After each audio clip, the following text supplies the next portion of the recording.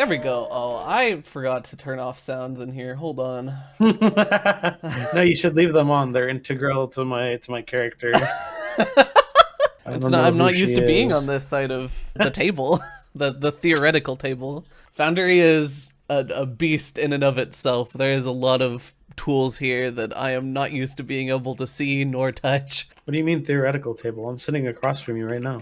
So true. You're right there. I'm pointing at you. Okay. The scene opens up to show a monastery sitting in the mountains of the Ikaku Peninsula. Eastern winds blow in from the seas just off of Minkai. We grow closer to see a young Tengu training with their master. Would you like to describe your character? We're looking at your character as if they were around the age of 17. So even as a young Tengu, Ortyx was pretty unusual looking. Most Tengus typically resemble crows or ravens, but he has a very peculiar, or not peculiar, but unique look that he takes great pride in, with mostly gray coloring, except around his wings and under his neck. He has like brownish white stripes and two plumes coming from the top of his head. Typical Tengu. Very humanoid, but mostly bird looking. They're not usually birds, and typical clothing is very minimal around here, especially for the monastery, and especially while training. He is pretty much just wearing his pants and a belt around it. He doesn't usually wear anything around his neck or around his head. He usually keeps it pretty bare. Might occasionally wear a bracelet, but that sort of depends on the event. And as a younger Tengu, most likely just a couple years into his training with the monk, learning to defend the village from small monster attacks and keep people generally safe while continuing to practice, because he was raised around the monastery with the monks and such. So he learned, pretty much a lot of the traditional stuff, which there's not a lot of details on, so don't ask.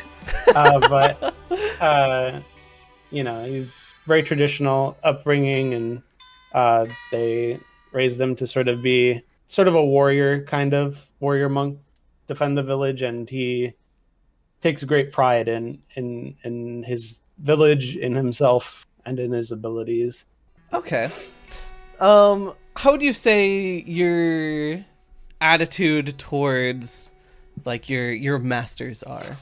Pretty respectful of his masters, especially because they were, some of the people that have been around his whole life and helped raise them. So he doesn't usually disrespect them because they're the people who are training him. They're definitely much stronger than him, and they've taught him pretty much all he knows. So he's pretty usually very respectful, even if, albeit sometimes maybe a bit hot-headed and rebellious, he doesn't burst out against them. Alrighty.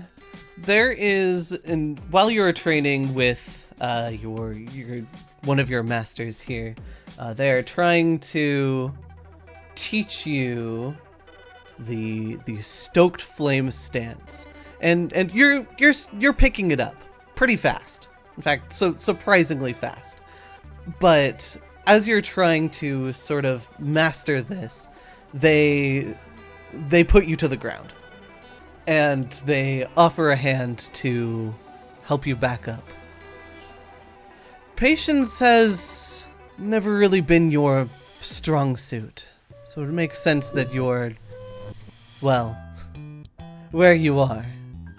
He'll push himself up off the ground without taking the hand, and stand up to face his master.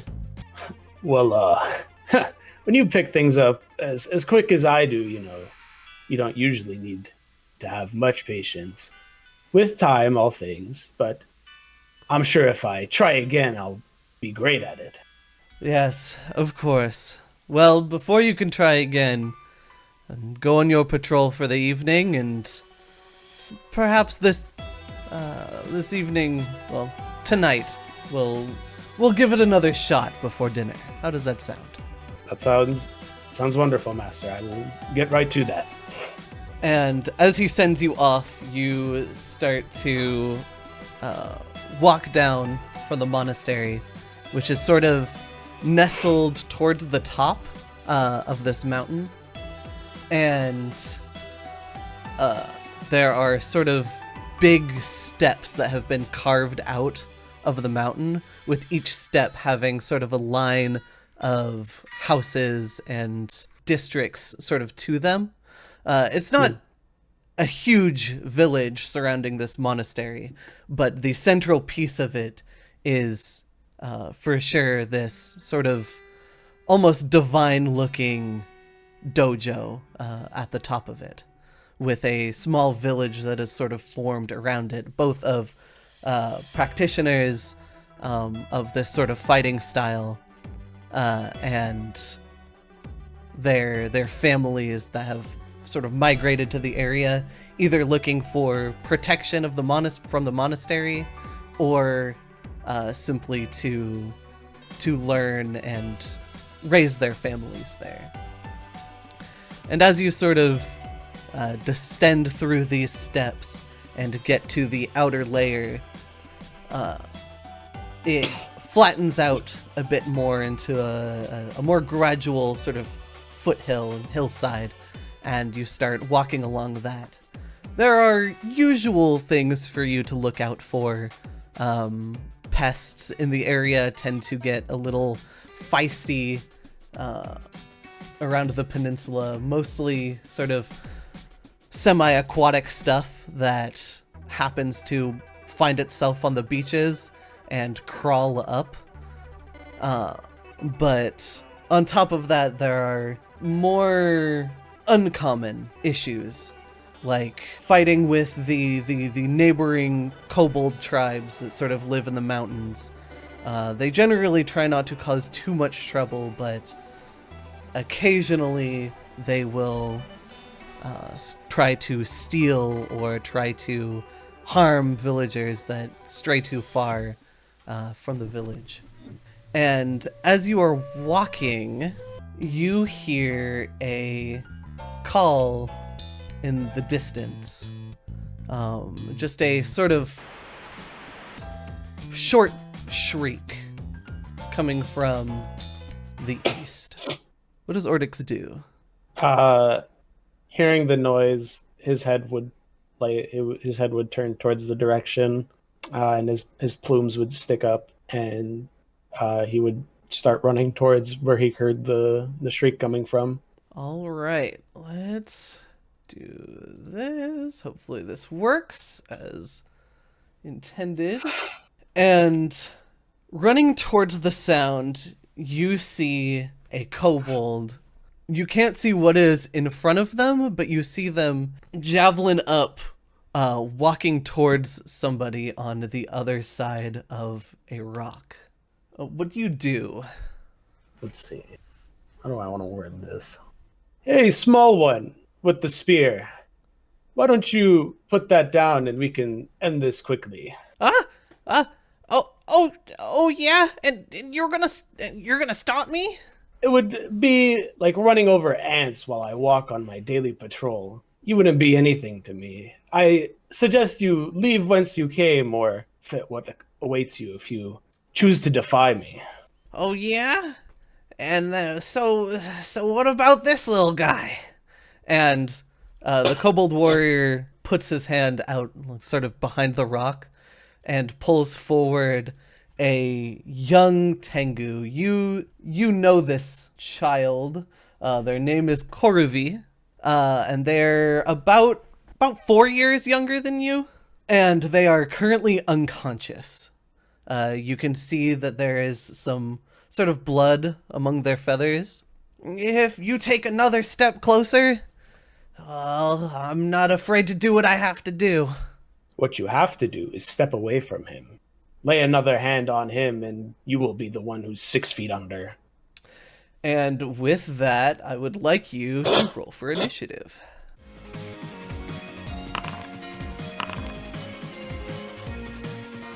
Alright. Looking at a 14 from you and a 10 from the Kobold Warrior. You go first. What would you like to do? Oh, I get that. You need to stride twice. There's no difficult terrain or anything, right? This is just flat ground. I imagine it'd be easy to walk over. Yep. So I'll stride up to here. And I will... Where are you blows? So I get to fucking punch him twice. Do any of those hit? The first hits, the second does not. 6 damage. That first swing hits him so hard that he ends up letting go of Korovi, and he sort of stumbles backwards, and you see that you have successfully essentially broken one of his arms with that punch. Like, he is not in good shape. All right, you asked for it. And instead of attacking Korovi like he said he was going to, he turns towards you, Ortyx, to defend himself. He's going to make a melee strike with his spear. Damn, what It's a a roll. 20 hit. That hits. Roll damage for that first. Going to take 5 damage. You should just be able to click that, and it should go straight to your Stamina. instead of your. Oh wait. You manage to, or mostly dodge this blow as it sort of scrapes by you, leaving sort of a scratch along your side, but nothing deep. He's going to make a second strike with his spear. It's a 14 hit. Alright, and this is going to be a 0. Okay, cool. Holy. I just realized the second one would have definitely been a miss because I forgot to apply a map 5 to it. Multiple attack penalty. A fine attempt, wretch, but you have stepped too far. And he's going to try to use what he just learned to put this fucker in the dirt. I'm going to Stoke Flame's stance. You see him take up the stance he learned earlier. And flurry of blows again. This time to Flashing Spark twice. And that 18 is going to hit. Roll damage. As he slashes down at the kobold and sparks fly off as he makes connection with him. And with that, you strike down the Kobold Warrior. Is that lethal damage? Is that non-lethal? Lethal? Non-lethal. I'll knock him unconscious. With this spark, you just sort of punch him straight in the dome, and it is lights out as these sparks fly off of his head, and he flies backwards and goes unconscious. Koruvi is still sort of unconscious in front of you. What do you do? Going back to position, making sure the kobold is knocked unconscious, sort of kicks him aside. He'll go up to Koruvi and attempt to shake him awake, but if not, he's just gonna pick him up, start carrying him back to the village. Cool. On your way back, I'm gonna bring us back to Theater of the Mind. On your way back, Koruvi wakes up. How are you carrying him? Like over the shoulder? Like, are you got the princess like a fireman carry? A fireman carry? Koruvi wakes up. Where am I? Koruvi, you're awake. I'm taking you back to the village. We need to see to those wounds. The last thing I saw was a little dragon, and then I was knocked out. Did you save me? Oh, I knocked his lights out clean. He stood no chance against me, of course. You got to be careful, though, treading out in the village. Those kobolds, they get up to no good. Wow, thank you, Ortyx. I really appreciate it. I would have been done for. They would have just eaten me. Perhaps, but not with me around, of course. And as you take Koruvi back to the village and make sure they're all set in an infirmary before leaving, over the next couple sort of weeks, you notice a shift in everyone in the village's sort of attitude towards you. Because with a sort of, you're strong but haughty, and it probably left mixed impressions among the village. Some people being like, hubris always gets to him. He's the hot shit, or like thinks he's hot shit. 'Cause he is. But everyone in the village, their attitude towards you starts to sort of change, and their outlook on you is a lot more positive. You realize why one day when you're walking through sort of a small little shopping part of the strip, and you hear a couple of sort of elderly Tengu talking amongst themselves, and they look over at you, and you overhear them saying like, "Oh, so he's the one who took down a dragon to save little Korafi?" And you start to realize that rumors have started to circulate that you've done a much, much larger thing than you actually had done. How do you react to this? Oh, he definitely owns up to that shit. He are they speaking directly to him, or does he just overhear them? He sort of overhears the rumors. You sort of directly to you over time. They would be more upfront about it, and it'd be like, "Oh, Ortyx the Dragon Slayer. I can't believe that, you saved little Koravi here." And they're like 100%. Like at first, Ortyx might think that they're being like sarcastic about it, but would realize that they all believe that you killed like a dragon wormling, like a young dragon. He would definitely own up to it.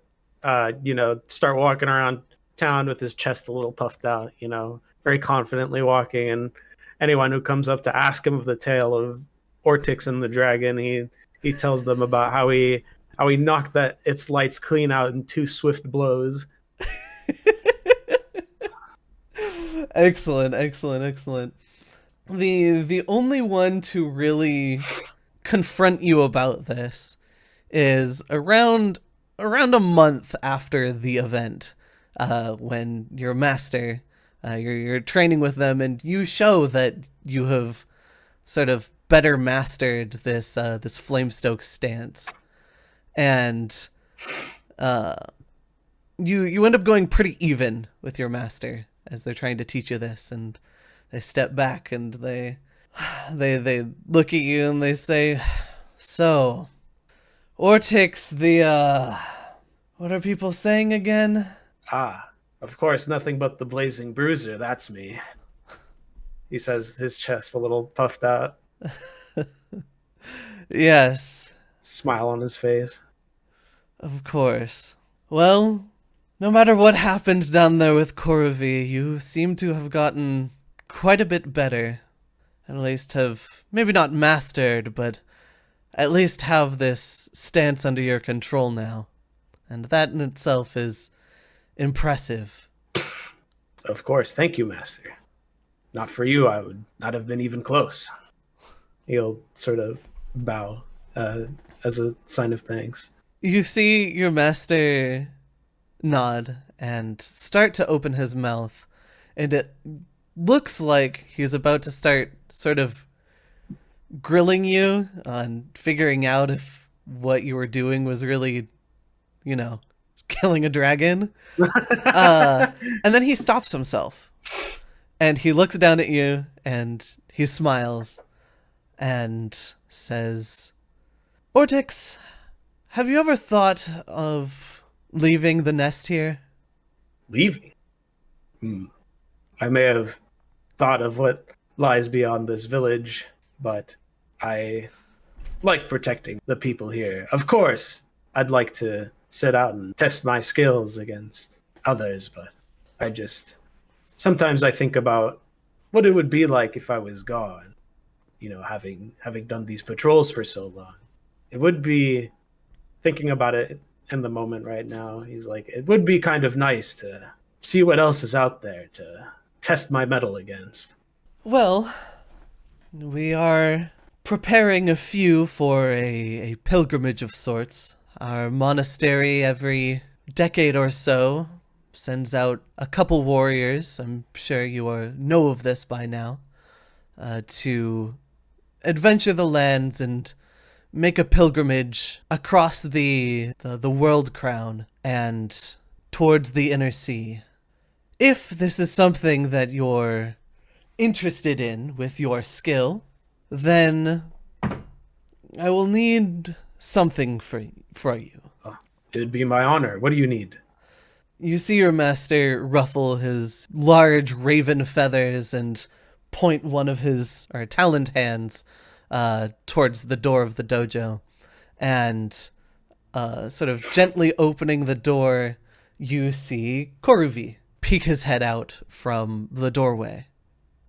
It is your turn to step into the shoes of a master and help train little Koruvi here to take up your place while you're gone.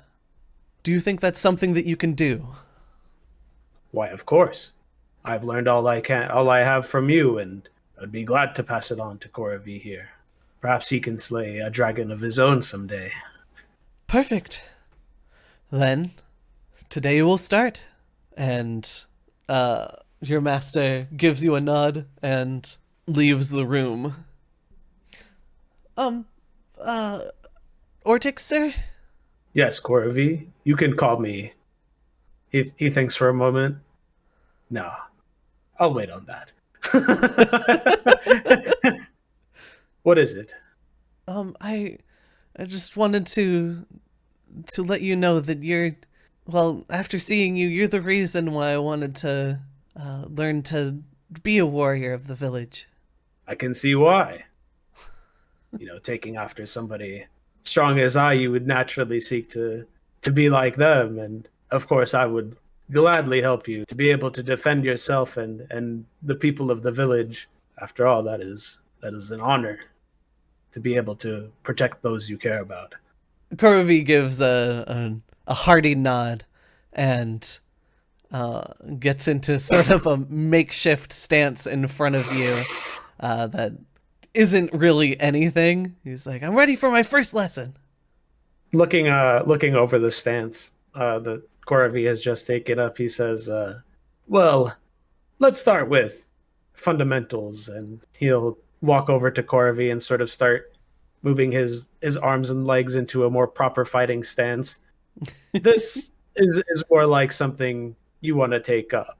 Fighting stances are important. You don't want to leave openings. And he'll move him into position and then stand sort of next to him to show him like another sort of visual of what it looks like. And we'll fade out of that scene there as you sort of teach young Koravi how to become as great a warrior as you. And over the next couple years, we see you slowly training up Koravi to be as strong a warrior.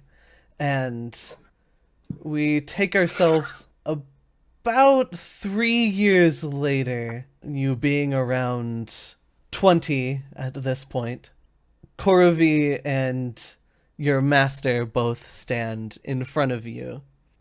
It is the dawn of the day of your pilgrimage. Your master looks at you and gives that same gentle nod and says, well, are you prepared? Ortyx putting back his plumes, shifting the bag on his back, and he'll nod back and say, Yes, I think I'm ready now. He'll turn to Koravi, put a hand on his shoulder. I've taught you a lot, and I know that you're prepared to take up what I was doing. No little wormlings should stand between you and the village anymore. I have a lot of faith in you, Koravi. Before I say anything, did Ortyx actually ask Corvi to call him anything else over the couple years? Master Ortyx. Master Ortyx? Oh, of course, Master Ortyx. I will try my best to not replace you, but simply fill in the hole that you're leaving. Following in my footsteps is plenty admirable. Pretty large footsteps to fill, and he sort of anxiously shifts around, but over the last few years that you've been training him that he has become much stronger, but not as strong as you, of course. Of course. At this point, who is?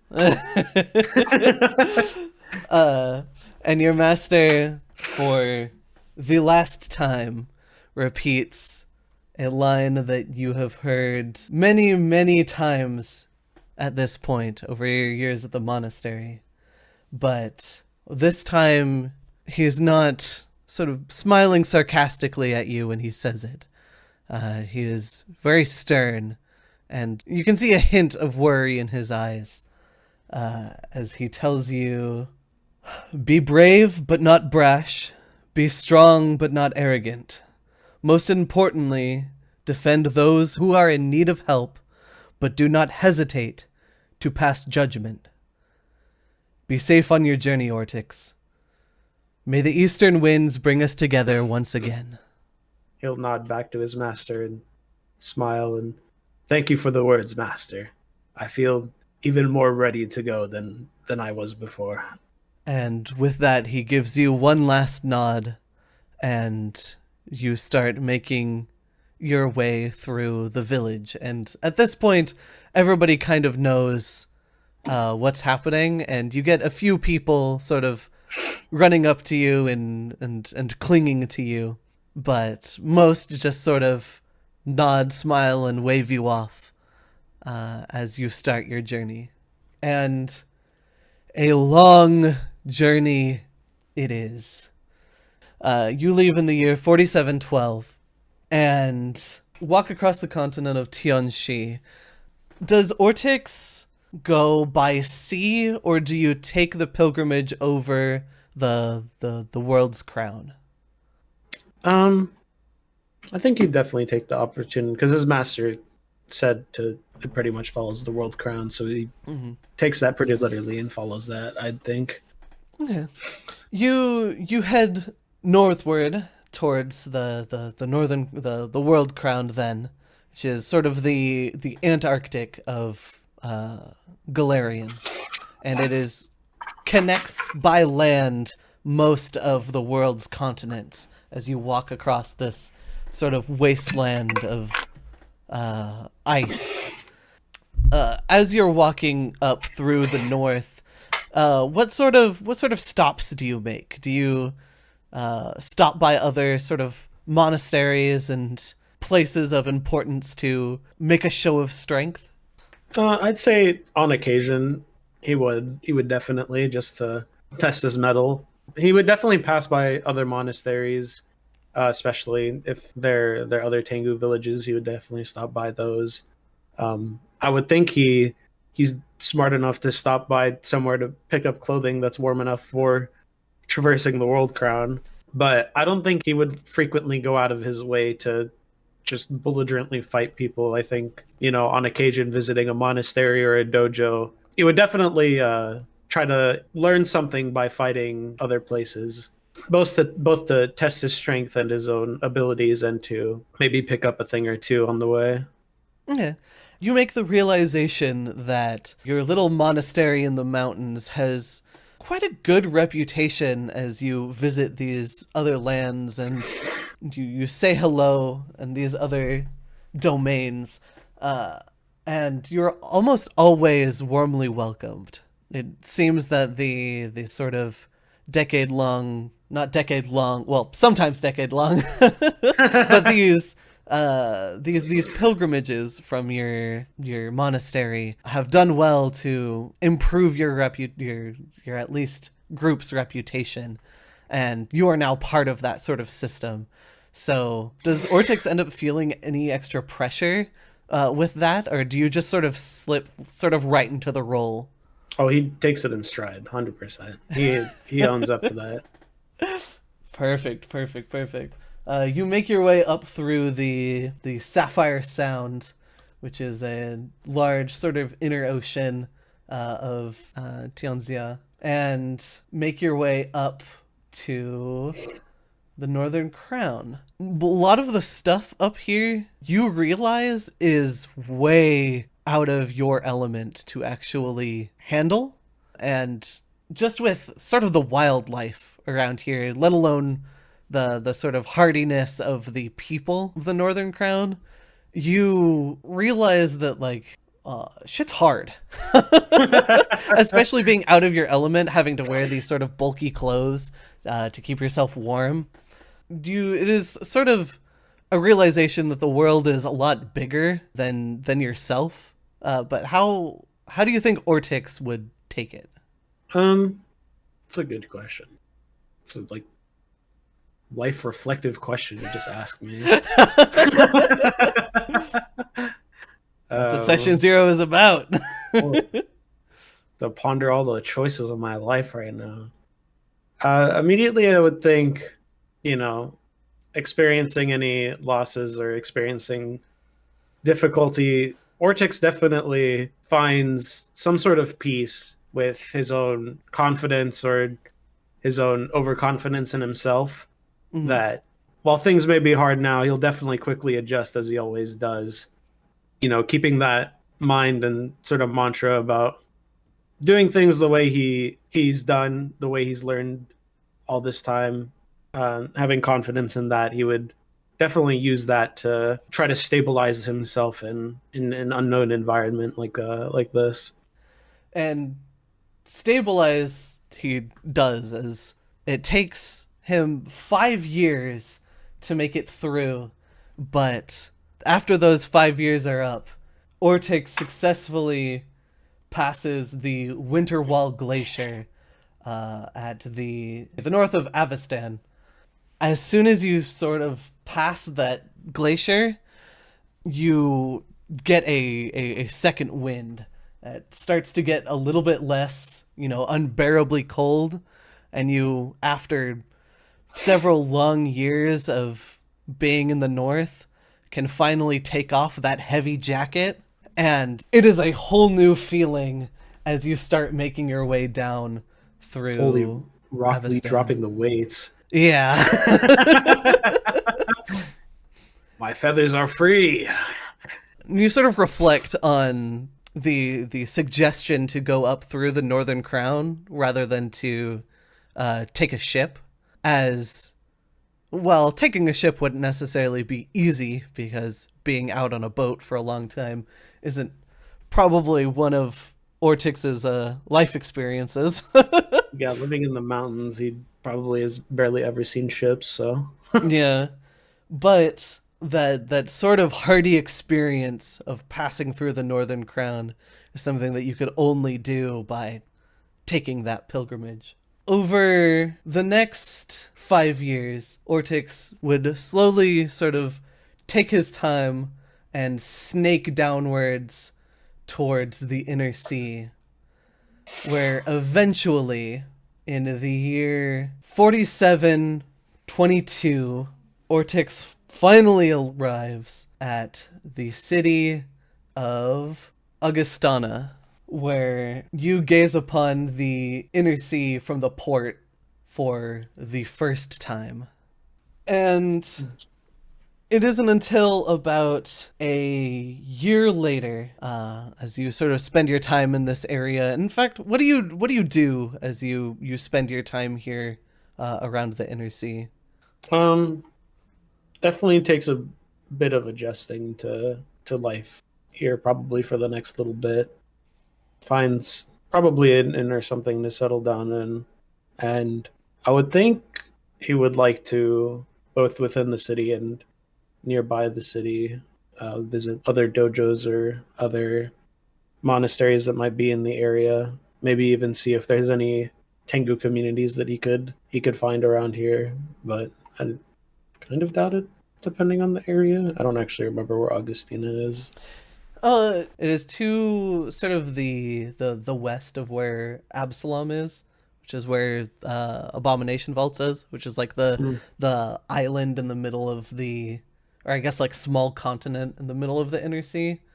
It's to the east and then the northern side of the Inner Sea of that. So pretty close to Absalom. So there's a lot of sort of major cities dotted around the Inner Sea here. And into this city in particular, you would definitely find the occasional Tengu who has sort of made the same sort of pilgrimage as you, and you would probably connect with them pretty fast as well.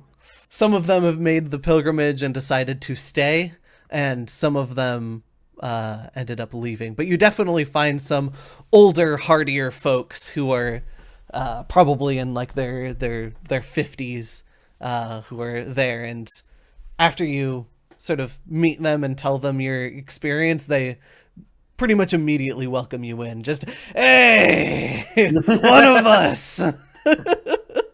Dapping each other up. Another Nice from the firm nest. handshake. So you're I'll say you're probably spending some time with one of these fine folks, an older gentleman by the name of Arathal. You're just sort of hanging around shooting the shit when suddenly an earthquake strikes Augustana. Oh.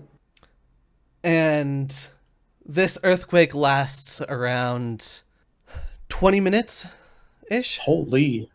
As That's a lot of shaking. the ground shakes and you see sort of like glasses fall to the ground, and some of the light fixtures or the chandeliers just sort of crash to the ground. And finally, once the dust has settled, stand up and wonder what god somebody pissed off to make that happen. Because it assuredly wasn't normal. I assume you don't get many things like that around here, huh? No, we don't. This is most curious. And he stands up and says, I'm sorry this has to be abrupt, but I have to go check on the town and the people and see if they're okay. Let me join you. And he sort of smiles at you, and you both go and help people around the village and make sure that, people aren't under any debris or anything else. It isn't until... Oh, whoops, I got the timing wrong, actually. It was like right after you showed up, like probably months after, like a couple months after you showed up, that earthquake happened, not a year. Okay. And it isn't until around 6 months after that you, in the spring of 4723, that rumor spreads that in fact, actually, I wrote this as if you were in the sort of east, because we were talking about the ship stuff earlier. But you'll probably hear about this a lot sooner because of where you are. So we'll say about 3 months after the earthquake, you start to hear from the ports in Augustana that a great island has sprung up just off the coast of the Ospo Bay in the midst of the Inner Sea. And rumors about this place start to crop up, and you know quite a bit about rumors based on your past. And these rumors start as just sort of talking about this island and how it has a large It's been seen to have a large sort of hole in the midst of it that goes down beneath the earth. And then these rumors start to change of that of riches, and any wish that you could want can be granted if you can simply find the bottom. And these rumors of grandeur and so on and so forth start to pique your interest. About how long would you say it takes Ortyx to hear this call to adventure and take the bait? I think he, knowing his past experience, not to, immediately take it at face value. Although, given last time, he definitely owned up to just fucking lying. Knowing that people probably would do the same, he would be skeptical initially, but curious enough about this new area that has sprung up, and wanting to maybe part of him wanting to experience again the uneasiness of being in an area that's unfamiliar, like he was in the Northern Crown. I think he would want to take the opportunity to make himself stronger and find out what's over there, and perhaps even believe that fate is calling him to conquer this this new island and become the world's strongest warrior, or whatever. Become somebody who is renowned, maybe spread his title of Blazing Bruiser, not just within his own village, but across the world. Perfect. So we'll say then, in sort of towards the end of winter in the year 4724, Ortyx arrives at the since named Martyr's Hollow. Ominous.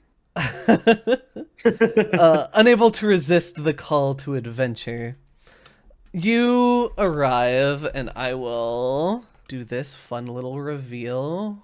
Oh, spicy little reveal Sure, for hope I set session this up 0. right. Oh my god, that's a fucking donut. And you can see everything just fine? Yes, ma'am. Good. The first to see Martyr's Hollow.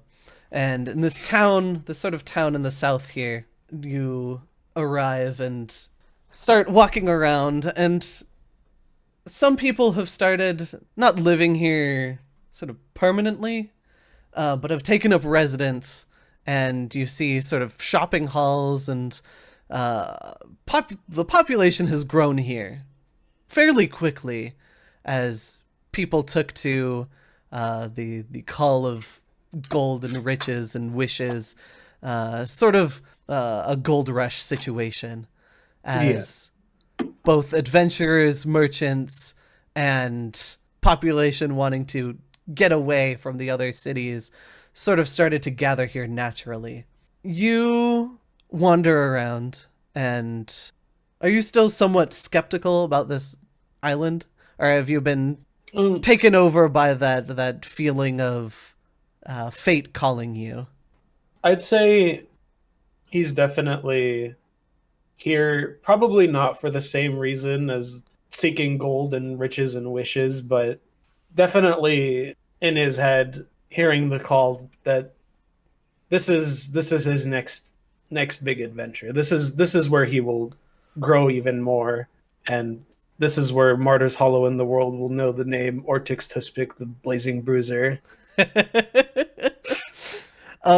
You find that after getting a better look to your surroundings, and sort of taking up in an inn overnight, you look out over the hollow, and you see at night it looks like a sort of starry sky, the way you see little campfires sort of dot the horizon of this giant crater.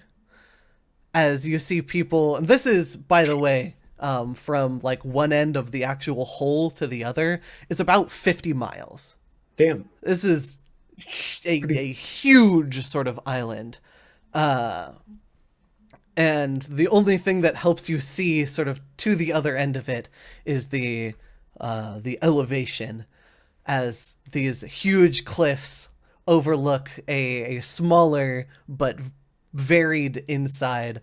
And you can see sort of in the distance, these outlines of these different environments, a sort of swamp-like area on one end with, you can see sort of in the distance these tangled trees, and on the other side a temperate-looking forest with plains in between. And you see these little campfires dotting it, and just can't help but be taken in by the sort of feeling of it. And you learn the next day that there is a lift that has been constructed on the western side of the river, of the town's river, that can easily sort of deposit adventurers down into the hollow. Damn, people work fast. Do you go and try to head down by yourself? I think before immediately jumping on that, he would definitely take some time to prepare himself both mentally and physically, and gather whatever materials he believes he might need for something like this before jumping in. So probably at least a good couple of days before he actually tries to venture in. Probably on his own. I think, knowing that on his own in the Northern Crown he was able to, grow stronger and be able to fend for himself, he feels he could probably do the same here. Okay. I'll say here, as you are spending your time prepping yourself in this town, you hear of these different sort of agencies, as you're going along the sort of shopping squares and stuff, who are scouting people to help them go down into the Martyr's Hollow. They feel sketchy. Oh yeah. But you do see, like, as you sort of take glances at the lift in passing, you see that a lot of the people that are heading down into the rift are sort of naturally forming parties of like 4 to 6 people and taking the pulley down to start their adventures. And on the day that you are set to head out, you walk towards the pulley, and someone runs up behind you. Sir, can you wait a moment? He'll turn to whoever was just calling to him. You mean me? You see an elf in sort of gothic looking clothing, with thin eyes and blonde hair, and I can pop this. Miss loves her blonde elves. I do like my blonde elves. You see her sitting in front of you and catching her breath, and finally she sort of holds up a hand and like with just like one finger out, and it's just like, what? Wait a second. Okay. And she puts her head up and she smiles at you and says, before you head down, are you interested in a delving party? Can't say that I really am. I feel, how do I word this? I came here on a long pilgrimage through the Northern Crown. I feel that this hollow is another place for me to learn and grow. I don't know if a party will be able to do that for me. I'm pretty confident in my abilities and feel that this is my next learning opportunity.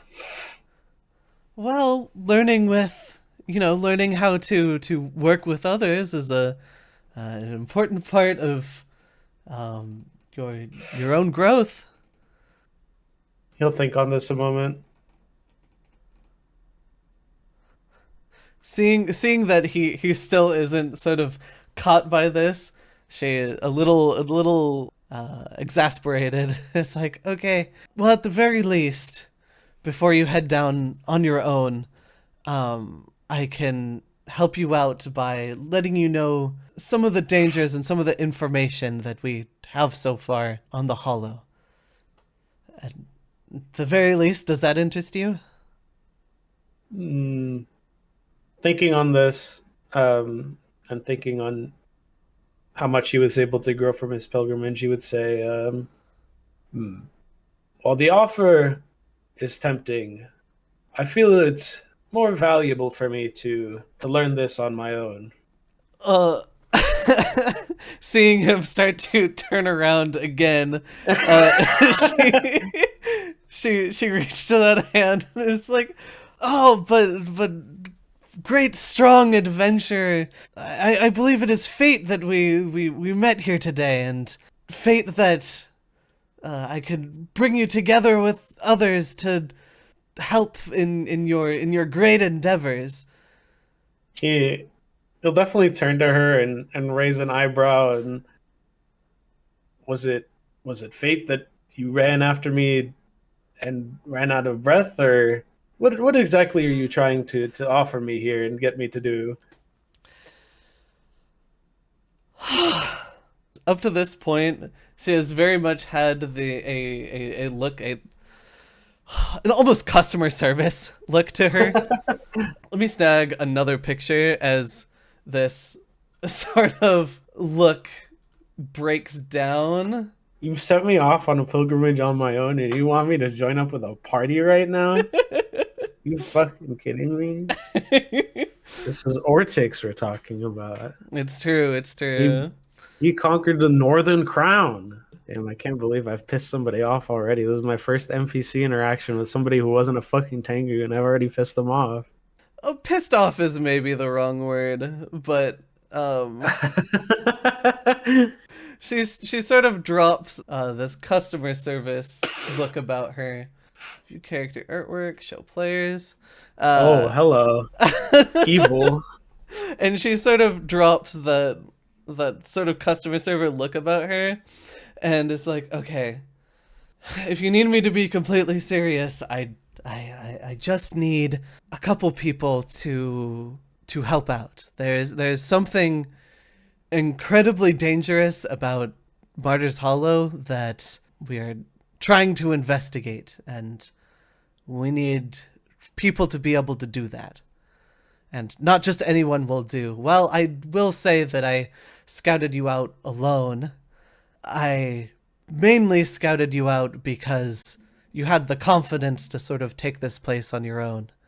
And with that comes a great amount of strength. The strength that definitely just sort of shows at a glance. So if we may start over, and she puts out a hand, would you be willing to help?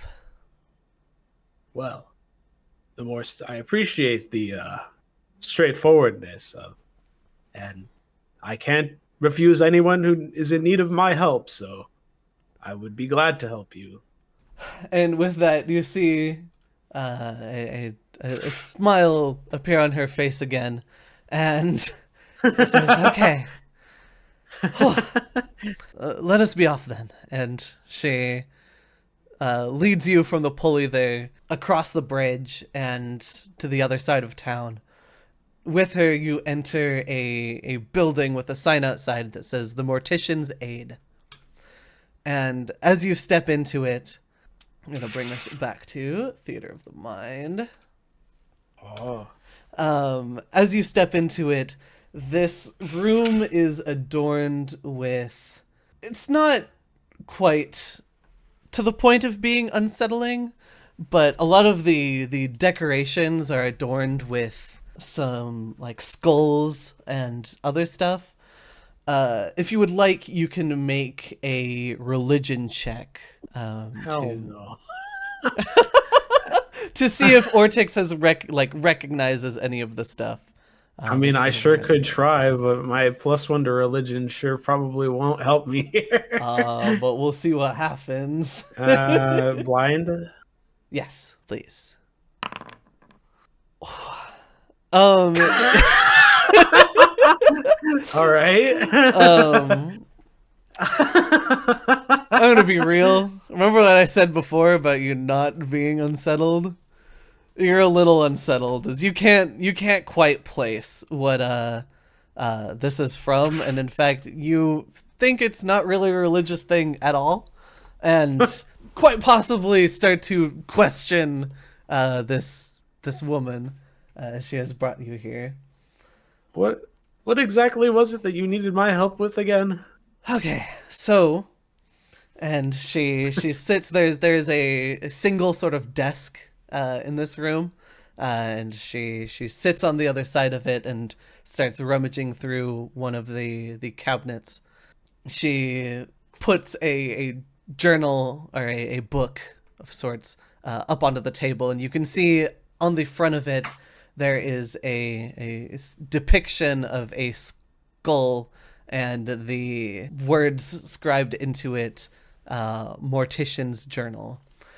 She pulls a chair to the other side of the desk and is like, here, sit with me for just a moment so I can explain the situation.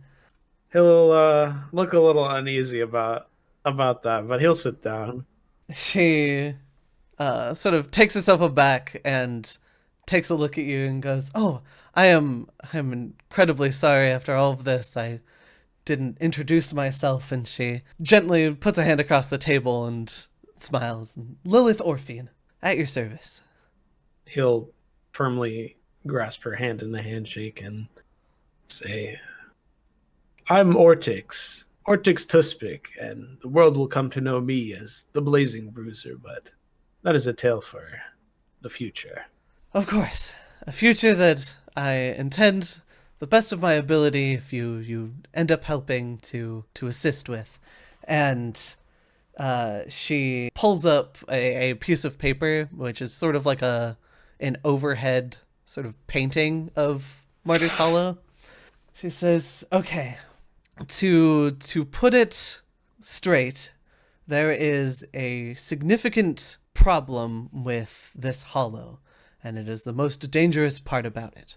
And that is that anybody who goes in here does not come back alive. Well, most. In what sense? Are there monsters of some kind? Yes, but that's not really the largest issue.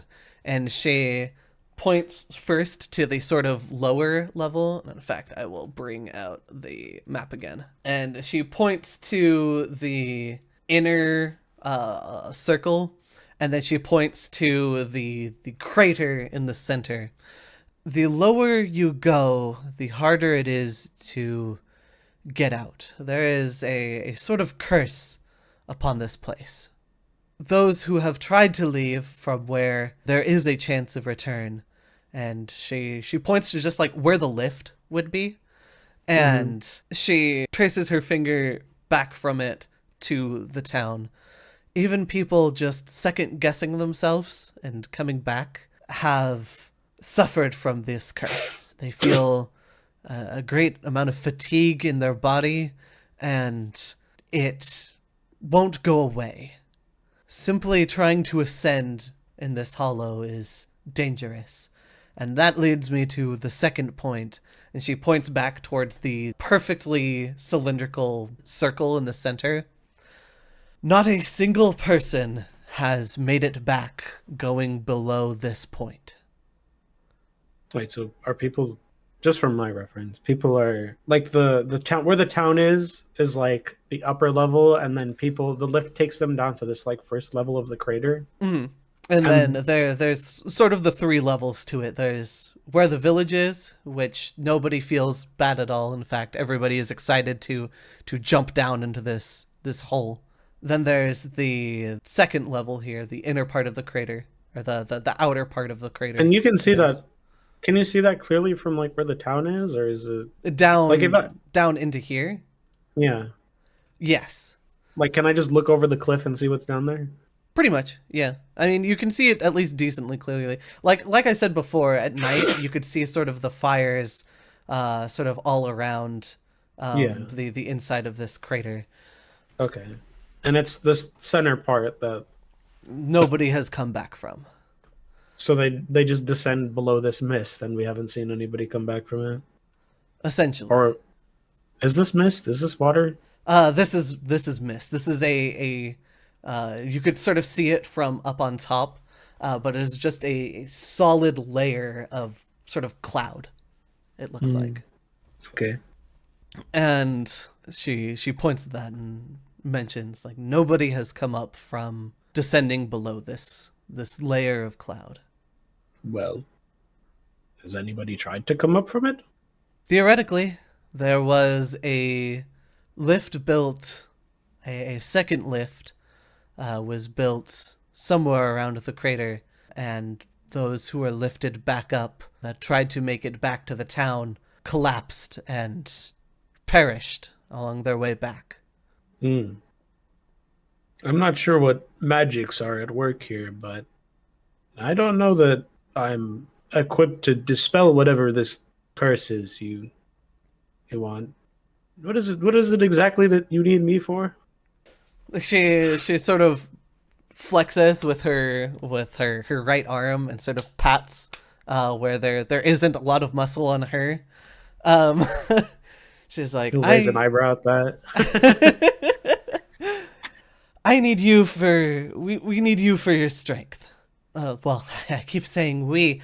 I am scouting for people, a variety of people and skills who will be assuredly able to descend down and figure out what is happening.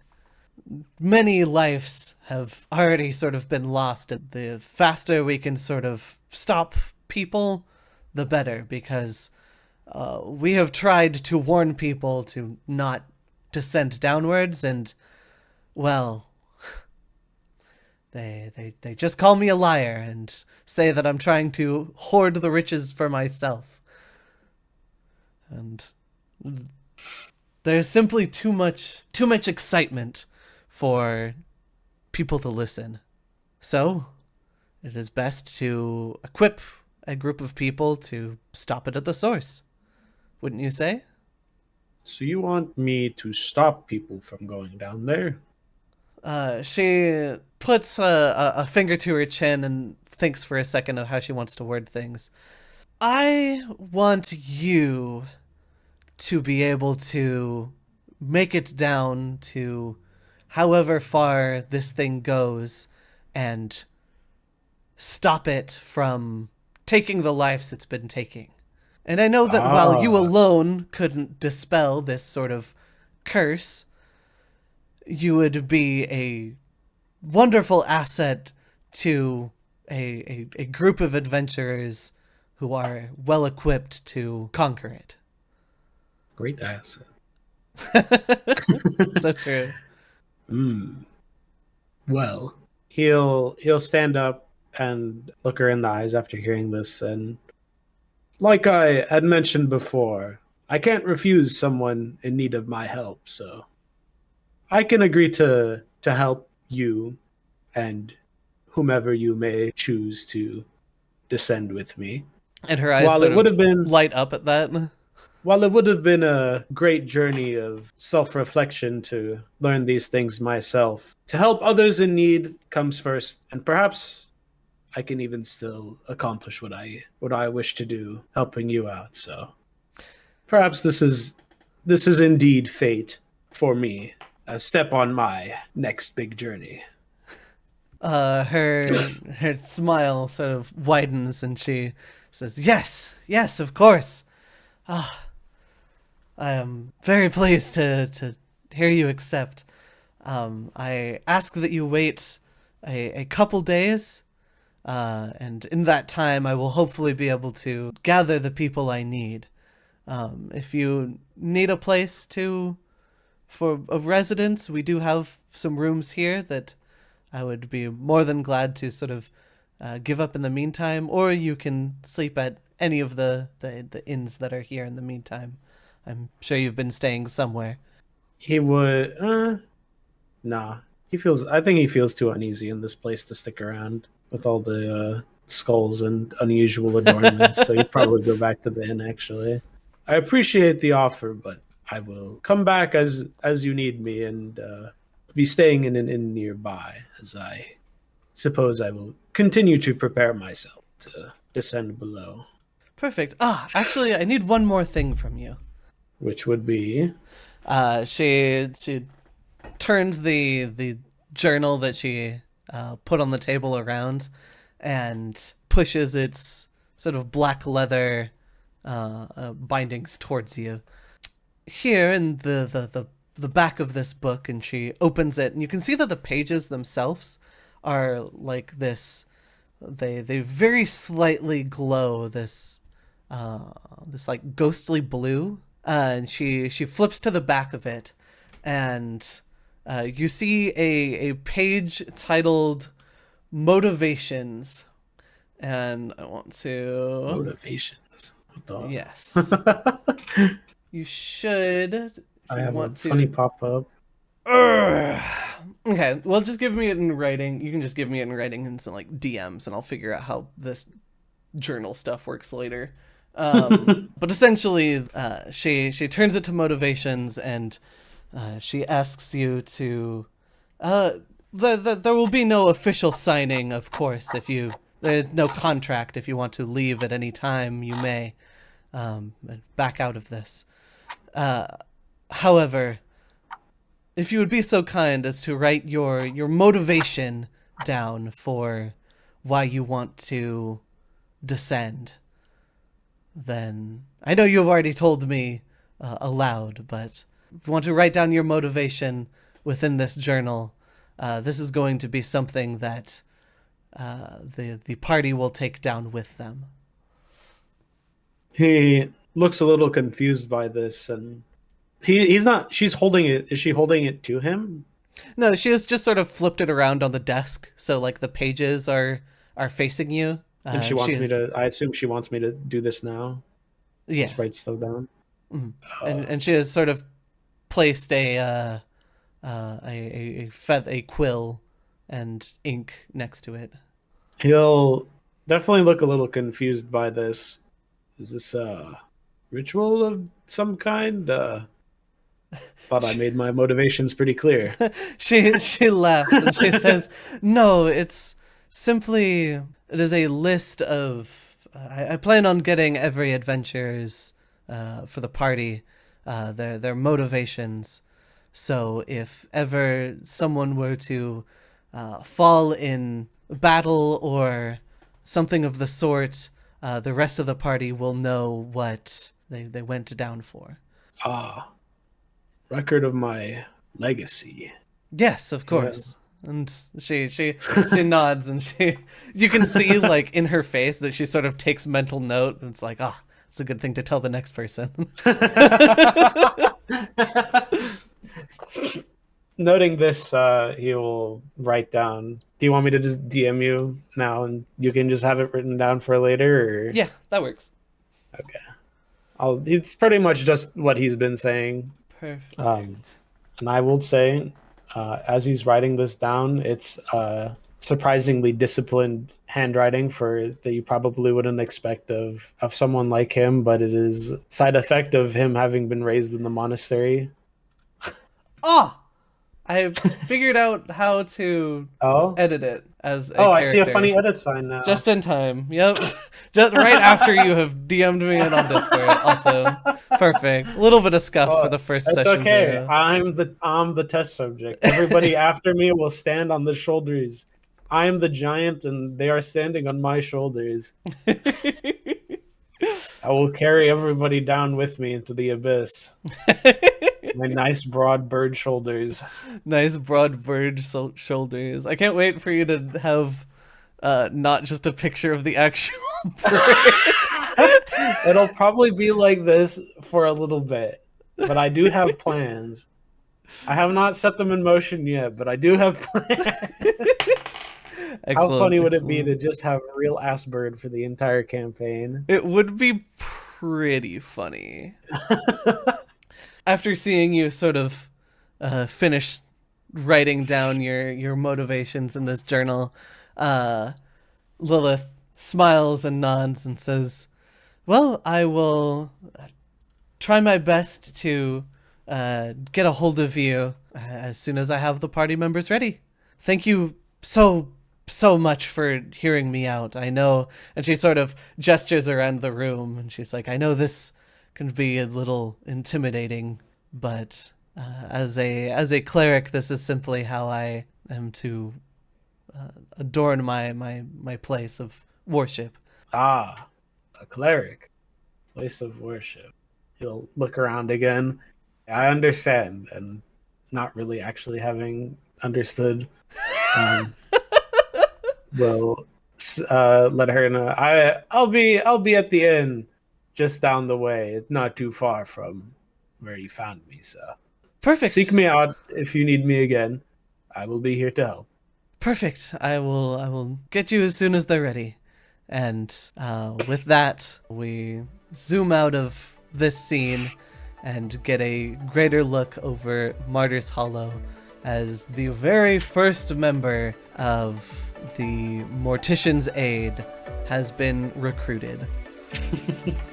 Yippee!